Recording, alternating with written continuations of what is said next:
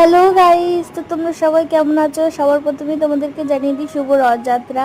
তো আজকে হচ্ছে রথ, তাই সকালবেলা ঘুম থেকে উঠে পড়ে পড়াশোনা করে নিয়েছি, দিয়ে স্নান টান করে এসে খাওয়া দাওয়া করে নিয়েছি। দিয়ে এখানে দেখো ঝমঝম করে বৃষ্টি নেমে গেছে। ছোটোবেলা থেকেই দেখছি রথের দিনটায় বৃষ্টি হয়। দিয়ে বাবা এনেছিল আমার জন্য ডার্ক ফ্যান্টাসি বিস্কুট, তো সেই বিস্কুটটা খেয়ে বিকেলবেলা রেডি হয়ে গেছি রথ দেখবো বলে। এখন কিন্তু বৃষ্টি থেমে গেছে, আর আমাদের এখানে রথটা একদম হাই রোডের ওপরে হয়, তাই দেখো গাড়ি যাচ্ছে। আর এই যে রথ, আমরা রথটা টেনে নিলাম একটুখানি দড়িটা ধরে।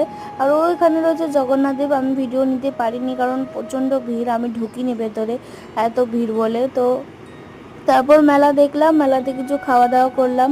সবার প্রথমেই মেলাতে খেয়েছিলাম ঘুগনি, কারণ আমার মায়ের পছন্দ ঘুগনি, তাই ঘুগনি খেয়ে নিয়েছিলাম।